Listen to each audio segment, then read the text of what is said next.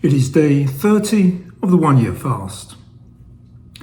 It feels really good to say day 30. It feels like real momentum. I'm into the 5th week of the 1 year fast and I'm feeling good. So this particular week, week 5 of the 1 year fast, I'm fasting tomorrow, which is Tuesday. I'm fasting on Wednesday and Thursday. So I'm going to do 72 hours this particular week. Again, the 1 year fast is for me to fast 3 days per week for 52 consecutive weeks. What I intend doing is around about hour, probably about 65, 66, taking my ketone readings. So I'm well deep into a good long fast. And hopefully the new ketone reader should give me some readings at that point. Again, if it doesn't, then I know I need to either buy a new breath-based ketone reader, give it one more go, or think about a different route, maybe blood-based. So yeah, I'm feeling really good on this day 30. I'm feeling energized, I'm feeling enthusiastic, I'm feeling kind of empowered to move on.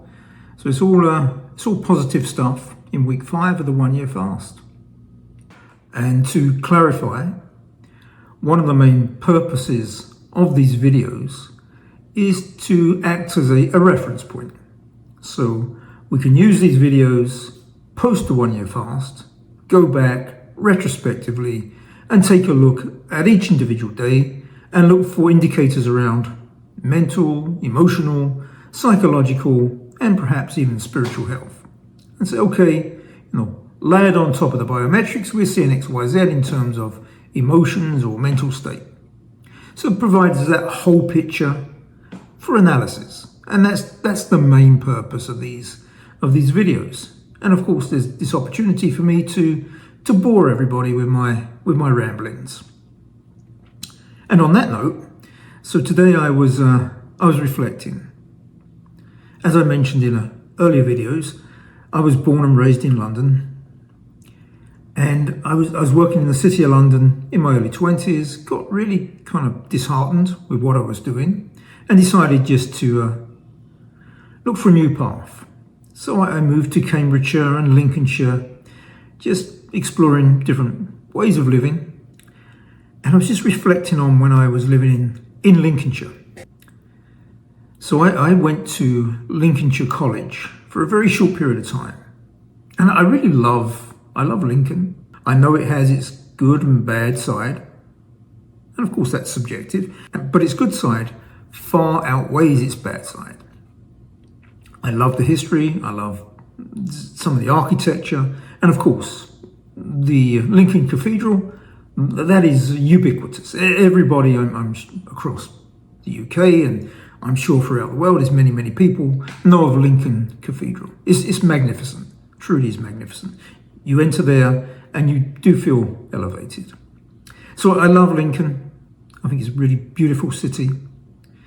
And I enjoyed myself at Lincoln College for that very short period of time. And whilst I was at Lincoln College, I was actually working in Horncastle. Now, Horncastle, they call that the gateway to the Wolds. That's the Lincolnshire Wolds.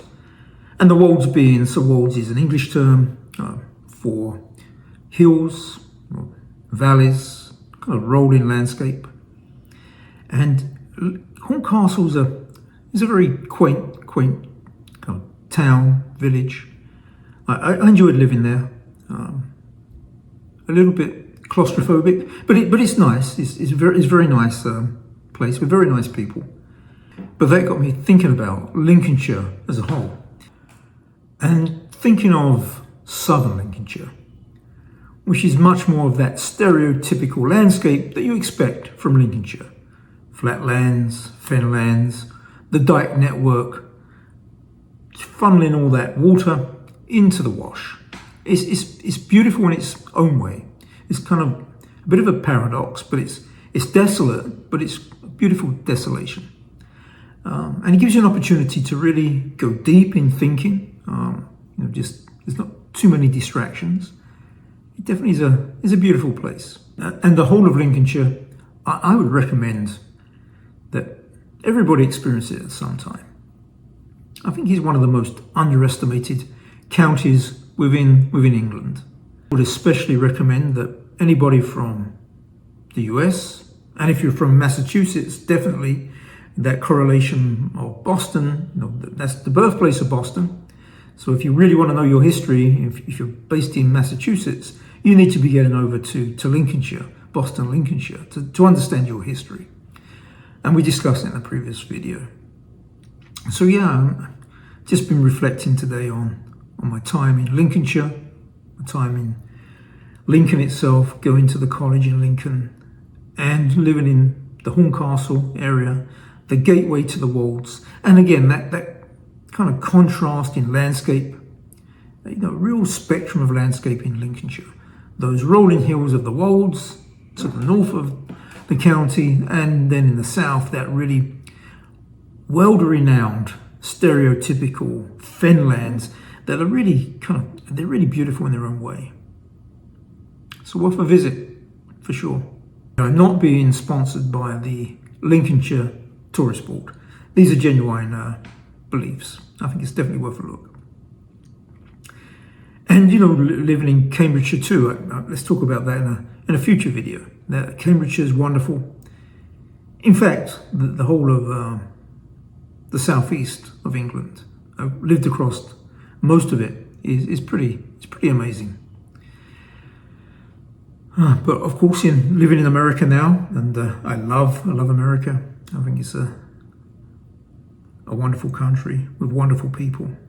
So yeah, some reflection there to put into the bank for reference post the 1 year fast, and say, okay, Alfie was performing in this state on that particular day. And some people might say, oh, he's got a mental problem on that day, based upon what I've said. But no, I genuinely believe it. It's I love Lincolnshire. I think it's a great county. Okay, so enough about that. Again, this is week 5 of the 1 year fast. I'm stepping into a 3-day fast tomorrow, so it's going to be Tuesday, Wednesday, and Thursday. I'm definitely feeling up for that. I feel like I need a good purge, a good cleanse, and hopefully get some good benefits of the 3-day fast. And we're going to see some good ketone readings as I step towards the end of that 72-hour fast, to just show that I'm in ketosis. Fingers crossed. And also during that fasting period, be exercising in a aerobic capacity.